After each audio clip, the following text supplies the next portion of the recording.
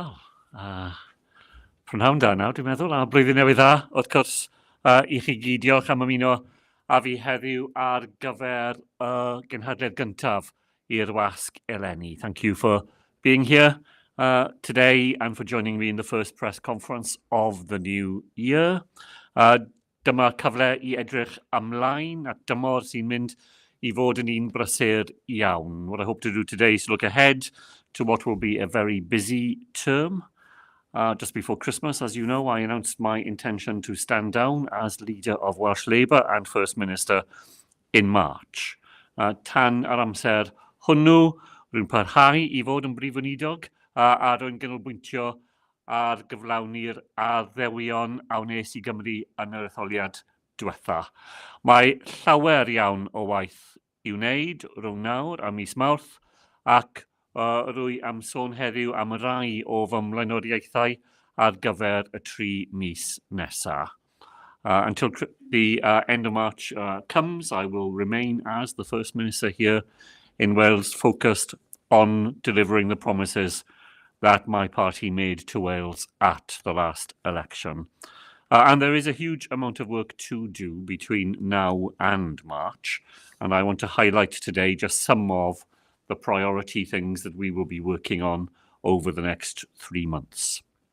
To begin with, though, I did just want to say thank you to all of those from the emergency services and many other agencies who have responded to calls about flooding in Wales over Christmas and the New Year.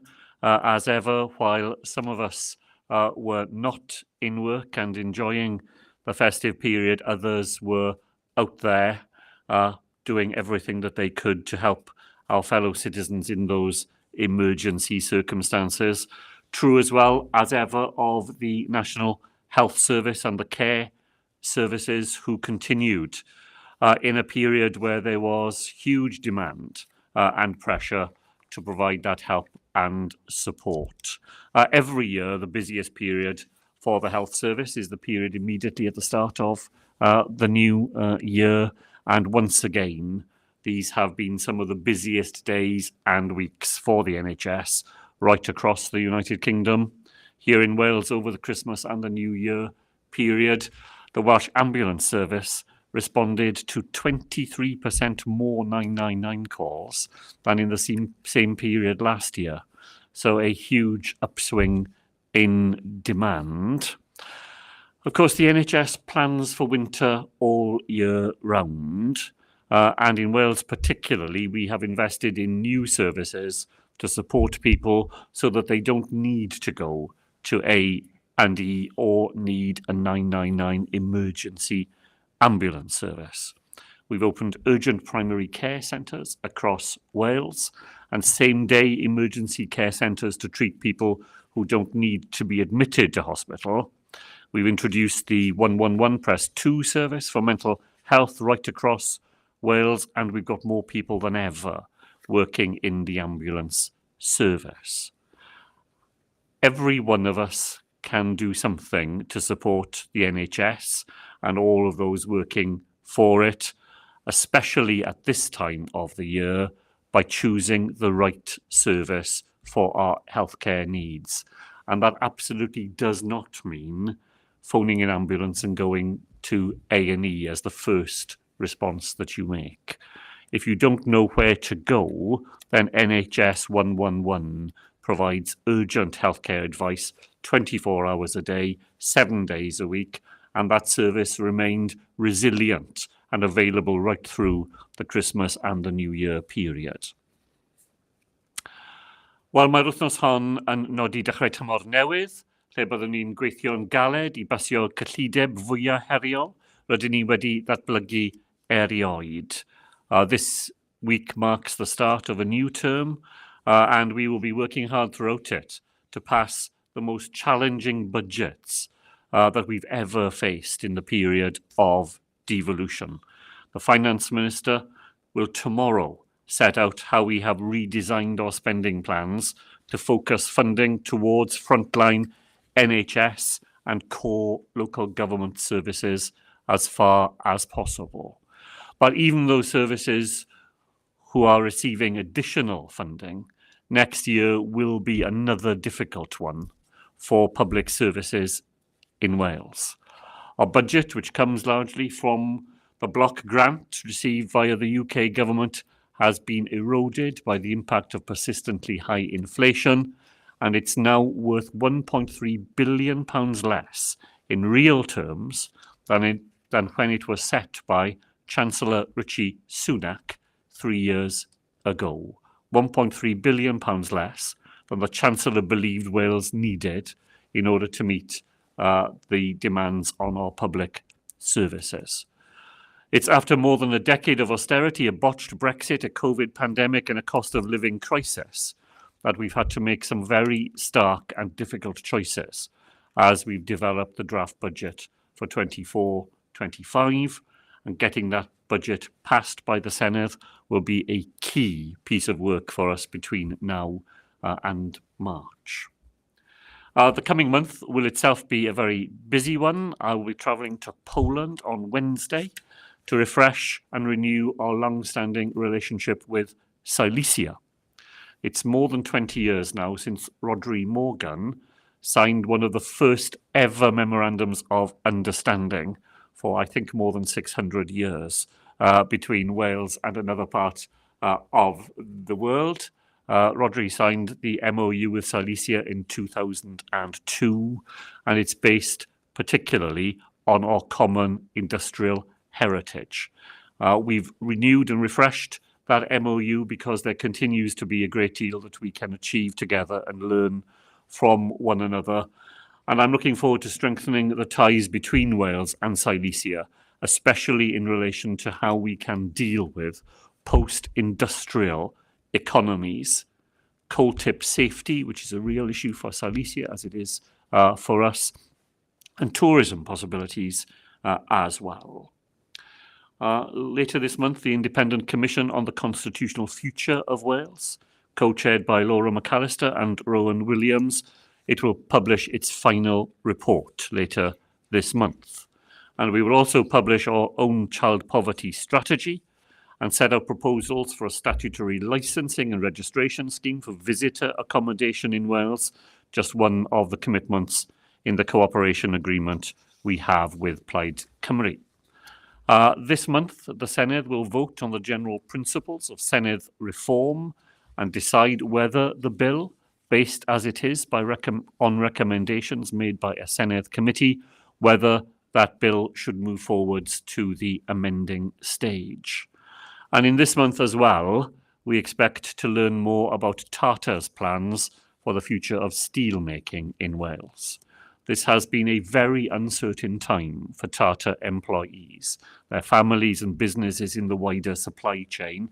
As a government, we remain committed to a long-term future for steelmaking in Wales, and this month we'll be continuing to do all we can to support that. And of course, inside the government, we will continue to prepare for the Welsh module of the Covid19 UK Inquiry, which will examine the Welsh Government's response to the pandemic, and the in-person hearings for that module of the inquiry will be held in Wales from the end of February. So mae'r flwyddyn newydd yn cyfle I ni gyd I edrych ymlaen a gwneud cynlluniadau ar gyfer y flwyddyn I ddod, ac I feddwl am newidiadau sydd I ddod. Start of the new year, it's always an opportunity to look forward, to make plans for the year ahead and to think about changes to come. The next 3 months will bring changes, both for me and for the Welsh Government. Until that time comes, I remain absolutely focused on my job as First Minister and helping the Welsh Government to discharge our responsibilities and the huge amount of work that lies ahead for us during this term.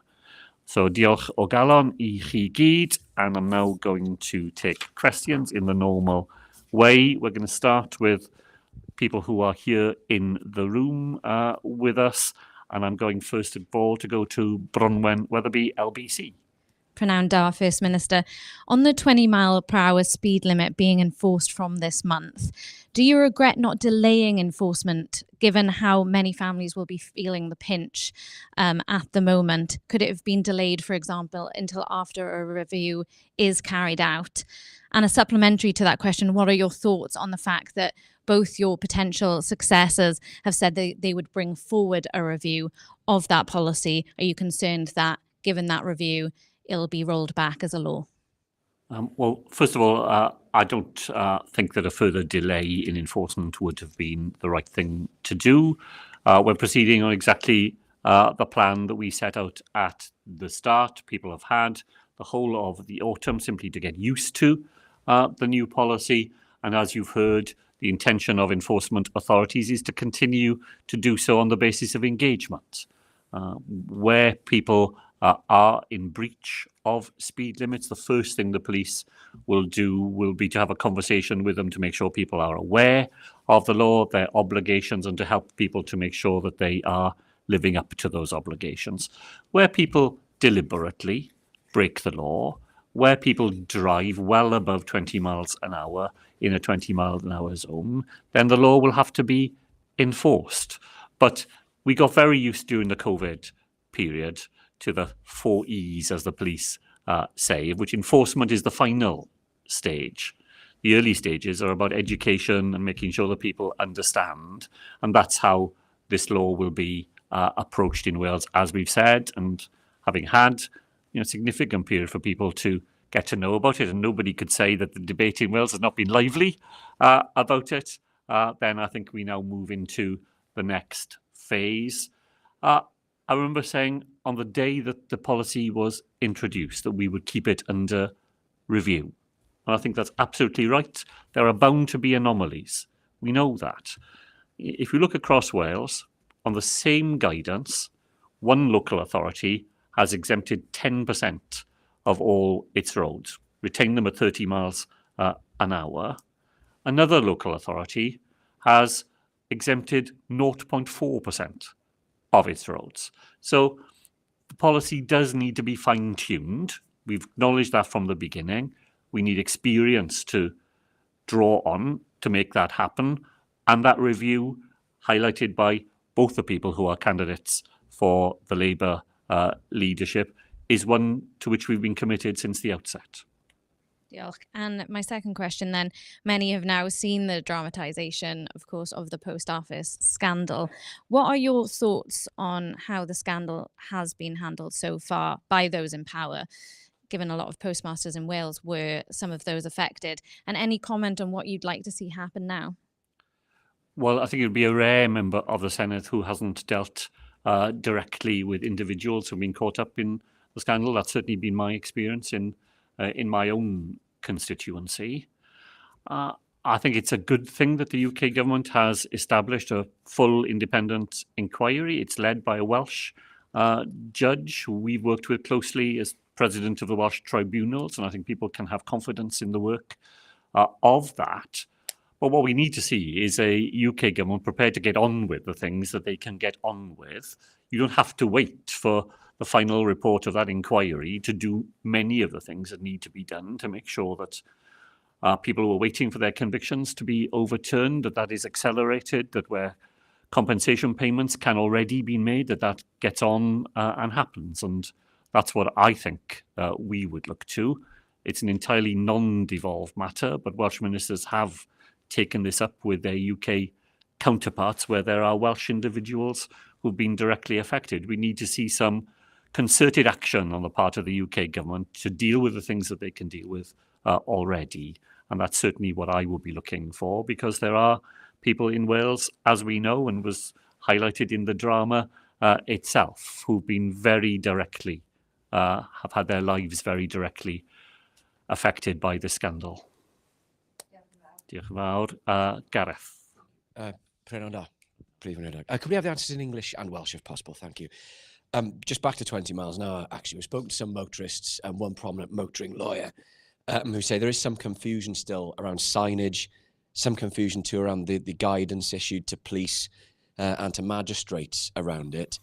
Do they have a point? And just again, a supplementary on this. Could you just clarify when you say if someone's going well above 20 miles an hour, the law will be enforced? What is well above 20 miles an hour? Well, on your first point, Gareth, the BBC went, as was perfectly fine for them to do, to somebody whose job it is to deal with problems with the law, and lo and behold, they found that there were problems. So I don't think we should take that as an entirely representative view of the way things have happened. As I say, there are anomalies. We recognise that from the beginning. Some of them are to do with signage, as to whether signage is clearer enough. We've worked particularly with local authorities in that border zone between 20 and 30 miles an hour to make sure that there are consistent decisions being made, and where they are, that they are properly signalled to people. So when you're driving, you know what you're meant to be doing, and that work will continue, and we've got more experience as each month goes by. There has been some enforcement already in those 20 mile an hour areas, which were 20 miles an hour before the law changed. So in the part of Cardiff that I live in, it's been 20 miles an hour for a couple of years now. So there was no need to wait for people to find out about that, because it had been there for a considerable period. In South Wales, there's been some enforcement of that already. I think I've seen, I don't have the figures in front of me, Gareth, the way it was being enforced, it was of people who were driving closer to 30 than 20. So, you know, not a couple of miles over, but well in excess of what people were obliged to do. So if that's a sort of rule of thumb, I think that's how the police have interpreted that so far.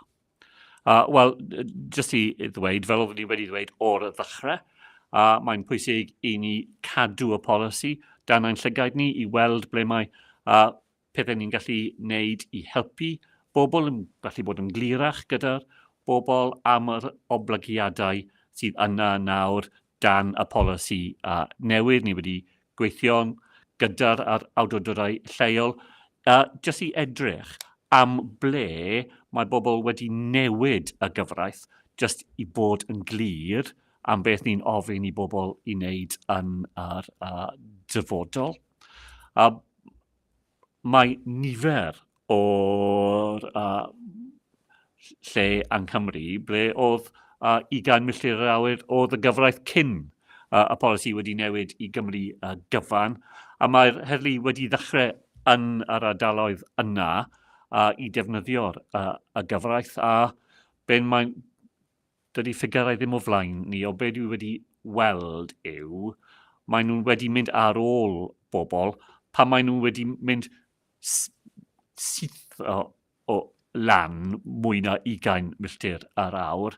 A fel ni'n wedi dweud yn barod, y polisi y heddlu yw i ddechrau gyda esbonio i bobl, siarad da bobl, a nid i defnyddio'r y gyfraith, dim ond ble maen nhw'n siŵr, mae bobl yn gwybod beth maen nhw'n wneud, a maen nhw'n wneud pan maen nhw wedi wneud y penderfyniadau paidia cydymffurfio gyda'r gyfraith newydd. Sorry for the croaking. I was down with a cold last week. Again, English and Welsh if we can, First Minister. What are you doing to try and avoid a strike by doctors in Wales later this month?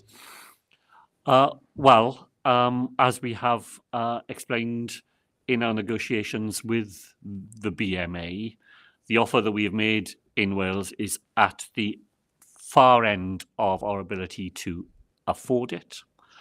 And you know the way that the funding flows to Wales is that the money we get depends on the decisions that are made in England. While the strike goes ahead in England and there is no settlement, there is no flow of money to Wales, which would be a consequence of a settlement in England. So I understand, of course, why junior doctors are as angry as they are, and why, and I know it will be reluctantly, for so many of them, they are going to take the action that they are taking. But our ability to respond to them in Wales is so dependent upon what the UK government does, and then money coming to us as a consequence. And at the moment, we have used every money that we can find to make an offer. It is not sufficient in the eyes of junior doctors. What I really hope will happen is that when the strike in England is over tomorrow, that there will be genuine and rapid negotiations at the English level, and that will translate into money that we will be able to use to make an offer to our junior doctors here in Wales. Until that happens, we're at the outer limit of what we have been able to put on the table. I do think this is different in Wales. I think that sense of social partnership about the way we try and work together will continue to sustain us despite the strike. And I hope we will not see some of the very difficult conversations you've seen in England over the last few days between employers and workers in the health service.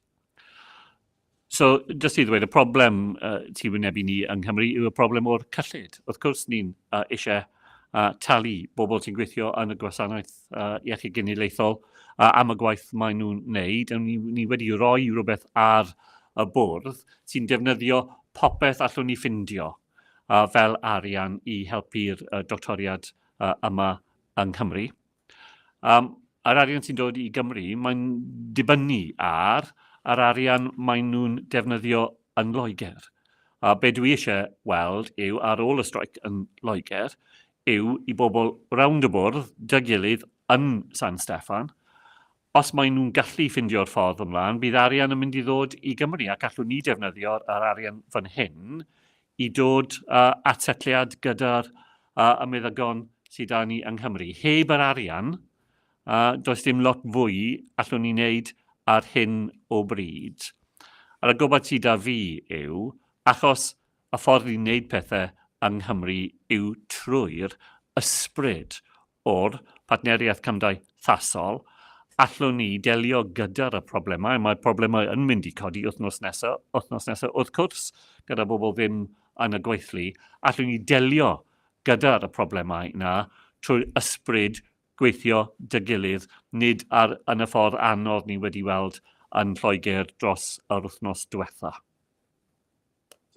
Diolch yn fawr. I've got a Claire here in the room.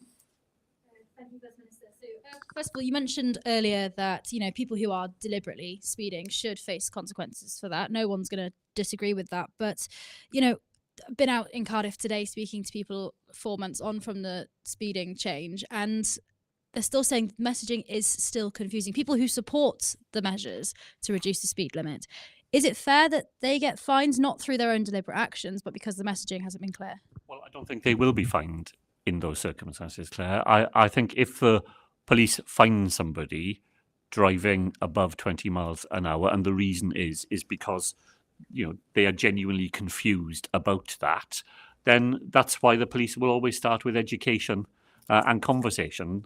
And I don't think in those circumstances of genuine confusion, the police will move to enforcement. So if there are examples, genuine examples, of where people just have misunderstood that this piece of road that they are on is now a 20 mile an hour limit, then I think that will be resolved through the way that the police intend to respond. But it would need to be genuine confusion, wouldn't it, rather than just a claim to be confused. Yes, and obviously there's no doubt that this whole move has been controversial. Honestly speaking, were you expecting this level of pushback with that petition receiving over 450,000 signatures? And following on from that, do you have any regrets about how this has been implemented? Well, I don't have regrets about the policy because the policy is the right policy. The policy will save lives of people and it will prevent large numbers of serious accidents that can simply be avoided by us all doing something which I don't think is a huge ask of us, which is to just drive more slowly in built-up residential areas.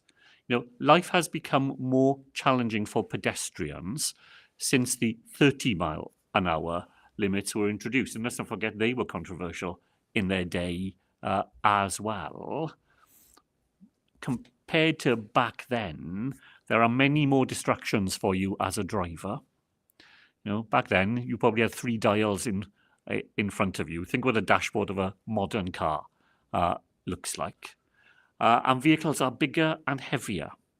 And if you're hit by a bigger and heavier vehicle compared to what cars were like 60 years ago, then the impact on you and a pedestrian will be more serious as well. So we are responding to those wider changes in the way in which motor vehicles operate. We're asking people to do a relatively simple thing, knowing that by making that small contribution themselves, they can make a very big difference in the lives of other people. You'll always ask yourself, could we have taken more time? Could we have explained it more to people?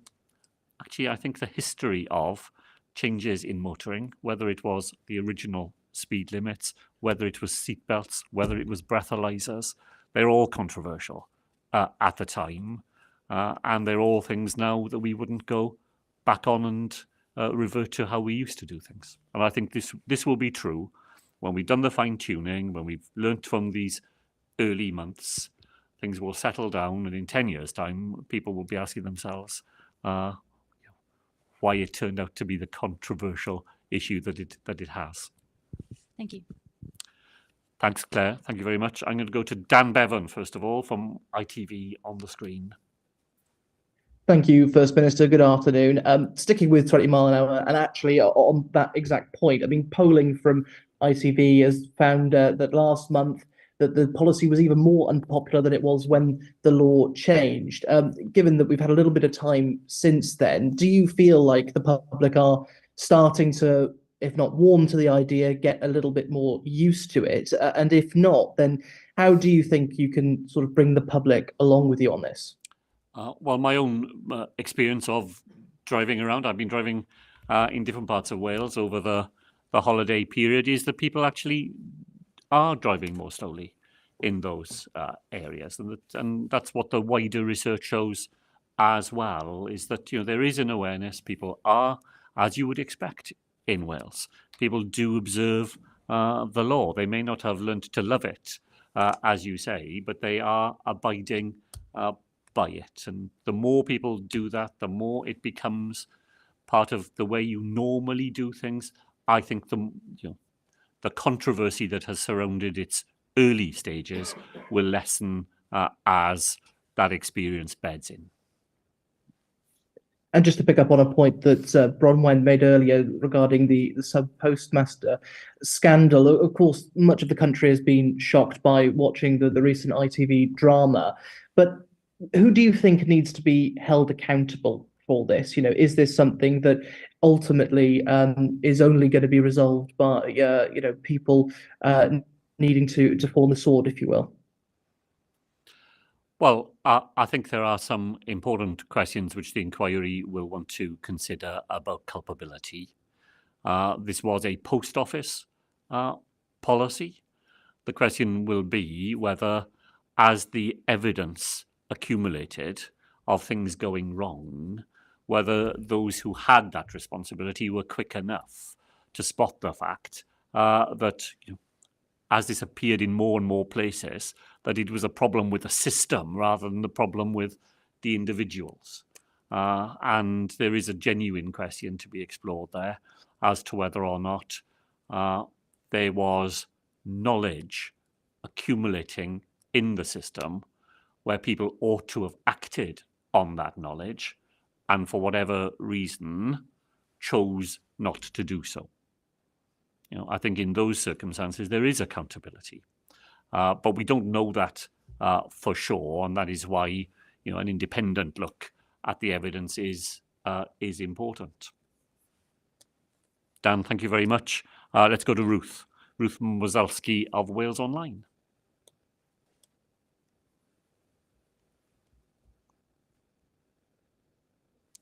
Maybe not. I've already seen David Nicholson, so I'll go to David because I know he is there, and we'll see if Claire is able to rejoin us. David. Hi, First Minister. You alluded to the tough decisions that are going to be made across the public services in Wales with the budget cuts to come. The Wales TUC have said that, as part of social partnership, they're obviously going to be involved in those discussions. but they feel money can be saved in the medium to long term by bringing services back in-house. So, for example, in social care, we know in the care sector that a lot of money leaks out of the system, goes abroad to investment companies who put those profits into offshore tax havens, and that money leaves the public sector for good, and bringing those services back in-house along with others would keep that profit within the public sector. Is that something in your next 3 months you're going to push hard on? Well, I am myself entirely signed up to that basic principle that where you can provide services directly, and that means that all the money that the public is providing is invested in the service rather than private profit taking, that's a good place to start. We are, though, 30 and 40 years on from the onset of neoliberalism, where many of the things that the state used to provide are now provided in different ways, and unwinding all of that is often challenging. But I'll give you one direct example of where we will be doing exactly what the TUC has suggested, and we'll be doing it in these 3 months, because during these 3 months, we will move to eliminate private profit taking in services for looked after children in Wales. I think twice last year, the Competition and Markets Authority reported on profit taking in those services and found that it was excessive. Now, I want the money that the public in Wales invests in the lives of looked after children. I want all that money to go into providing the service, rather than a percentage of that money being taken out of service and into private profit taking. Because that service is not a huge service, we're able to tackle it in that way during this Cynhadledd term. Applying the same principle in bigger services will take more time and will have to be approached, in a more step-by-step way than we're able to manage with looked after children, given its relatively constrained size. But that's an example of the principle that you mentioned, David, in action. Thank you. And the second question is on Gaza and the continued slaughter there, and not just civilians. I mean, 100 or so journalists have lost their lives now in the Middle East, and your counterpart in Scotland has called for an immediate ceasefire. Are you now convinced that that is the right way forward? Well, events in the Middle East have been profoundly shocking and distressing, whether that is the original attack on Israeli citizens and the way that attack was carried out, or the profoundly distressing scenes that we see in Gaza. Of course, I would like to see a ceasefire. I'd like to see a ceasefire as quickly as possible and for as long as possible. But as we have all seen, simply calling for one doesn't make one happen. Many people have called for one, including voices at the United Nations, and yet the conflict goes on. So my own view has been, that the way in which the international community can achieve what we all want to see achieved will have to be via a process rather than by passing a resolution. Because passing a resolution, however much it expresses the strength of feeling, doesn't by itself achieve the outcome. There will have to be a process by which that ceasefire is brought about, a process by which that ceasefire is sustained, a process which leads to a future for people in Gaza and in Israel that brings about a lasting peace. And that is inevitably a more complicated and more challenging process than simply expressing a view or a wish. My view and my wish is for the fighting to end and for that process to begin. Making it happen is a lot harder than saying it. Shall we see? Oh, Claire, Ruth is here. Fingers Hi, crossed. Ruth. You are. We can see and hear you. Excellent. Thank you. Sorry about that.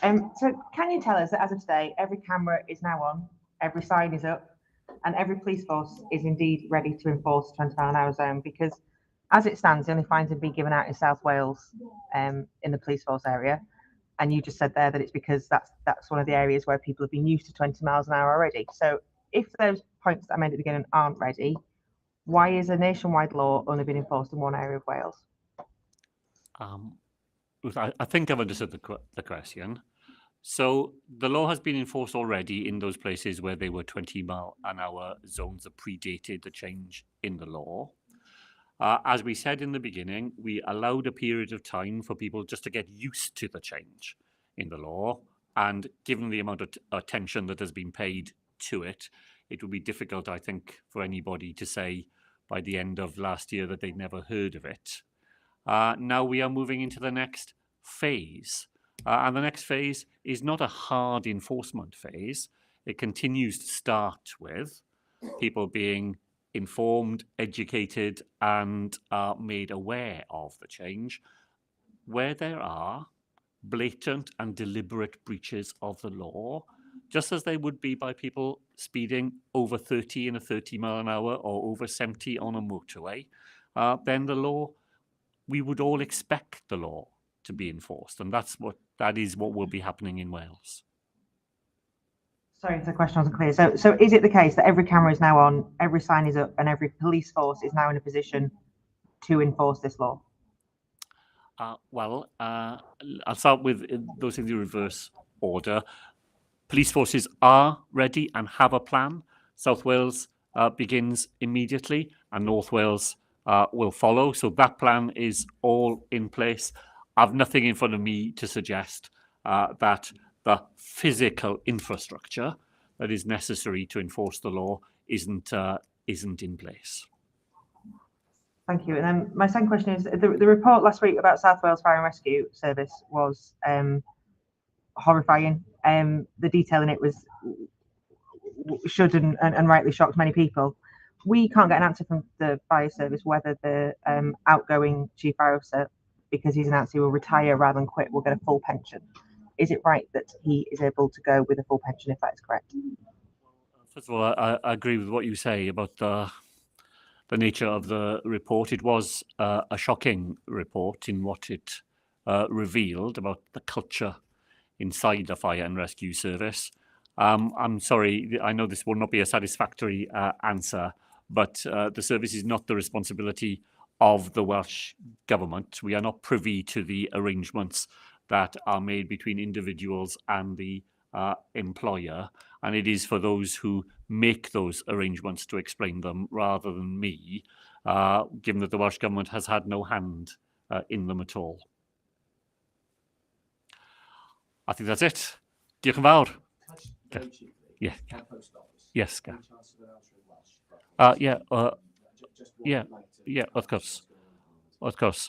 Wel, dwi'n gwybod wrth gwrs mae nifer fawr o bobl ledled Cymru wedi weld y raglen ar y teledu, ac wrth gwrs mae bobl yng Nghymru wedi bod rhan o'r y problemau sy'n wedi codi. Dwi'n gwybod yn y gwaith dwi'n wneud yn cynrychioli gorllewin Caerdydd nifer o bobl sy'n wedi bod rhan o'r y problemau. Y peth pwysig nawr yw i cael yr ymchwil annibynnol i mynd ymlaen, a dod at y casgliadau, ond mae lot o pethau mae Llywodraeth y Deyrnas Unedig yn gallu wneud nawr i gyflymu y proses, i helpu bobl sy'n rhan o'r problemau, i talu arian i bobl ble mae hwnna wedi cael ei cytuno. So, y peth pwysig i fi nawr yw gyflymu'r popeth mae Llywodraeth y Deyrnas Unedig yn gallu wneud ac i aros am yr ymchwil annibynnol i weld beth oedd tu ôl y problemau sydd wedi codi. Good. Thank you very much indeed. Diolch yn fawr.